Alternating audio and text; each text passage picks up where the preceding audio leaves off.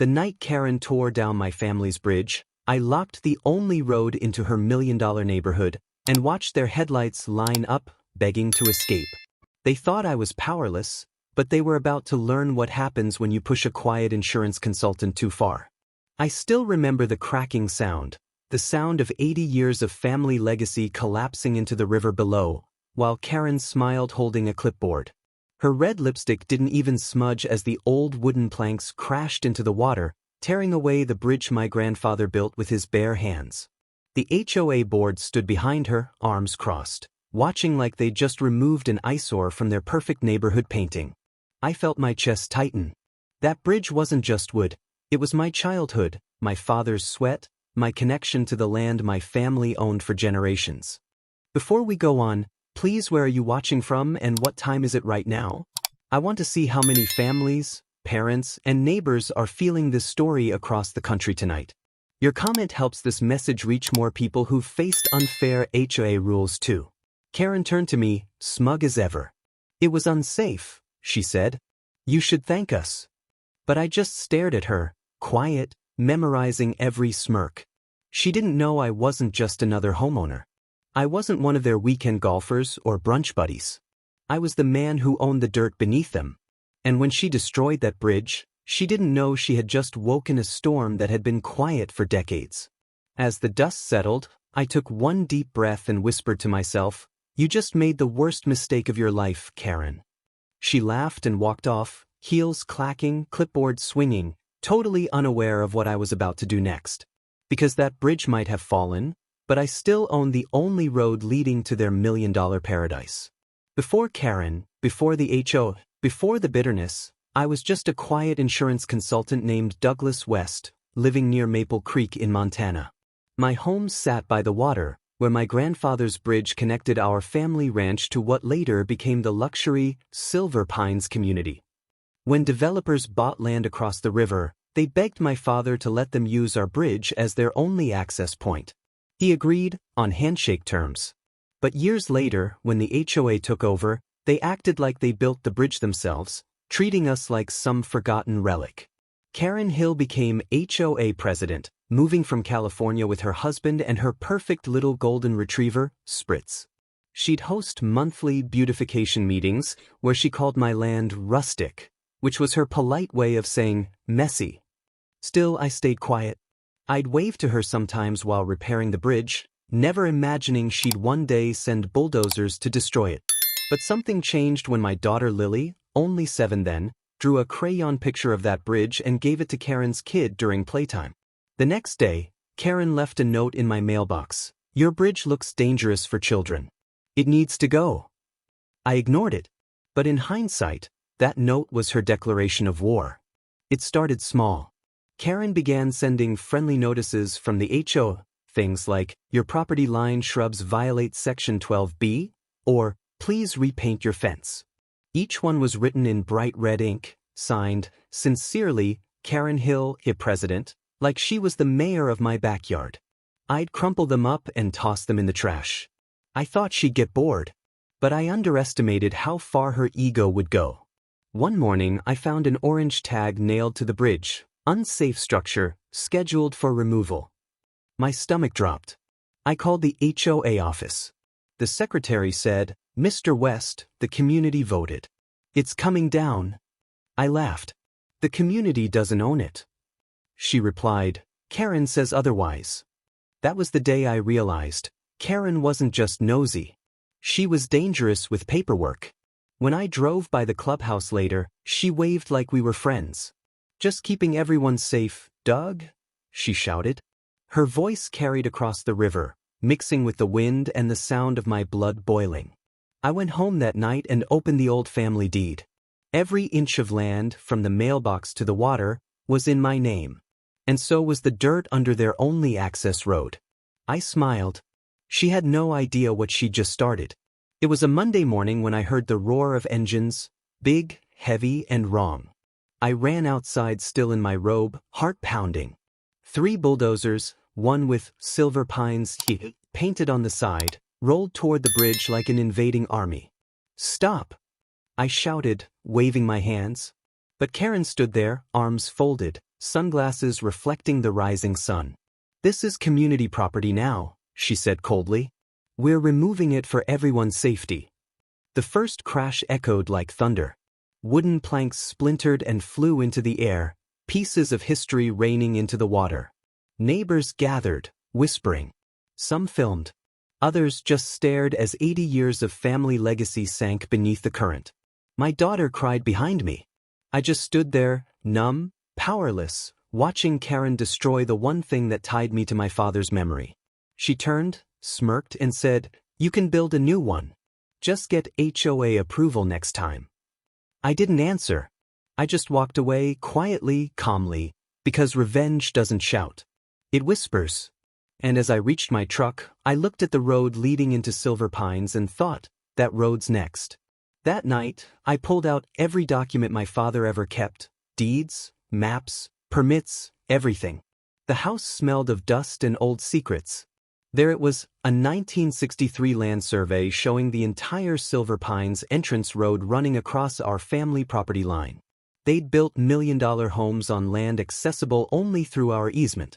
My bridge wasn't their property, it was their lifeline. Karen thought she'd humiliated me. She thought she'd crushed some sentimental old man. But she had just cut her own neighborhood off.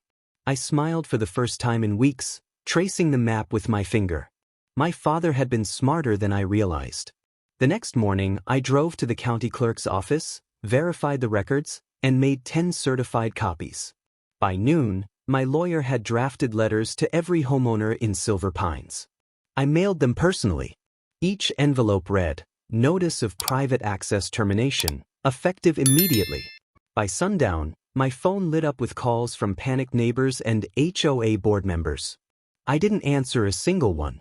Only one person showed up at my gate that night, Karen.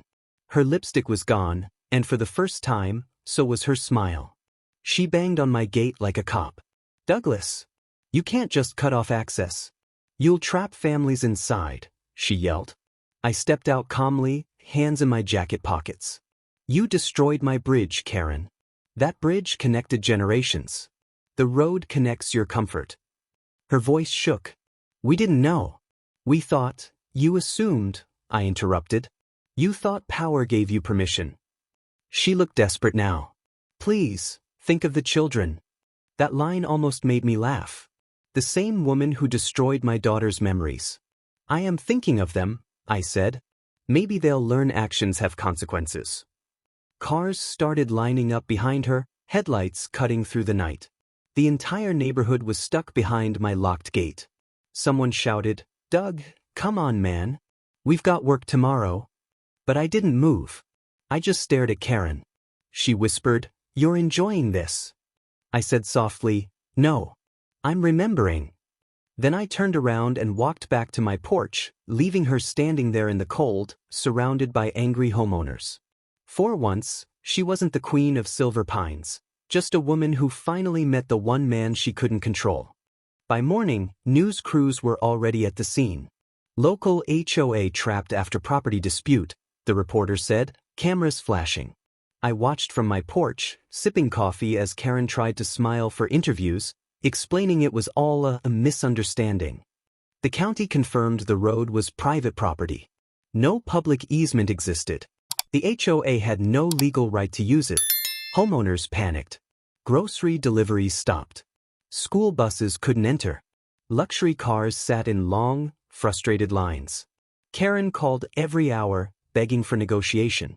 I ignored them all until her husband, Greg, showed up looking exhausted. "Doug," he said quietly, "I told her to leave your bridge alone. She never listens."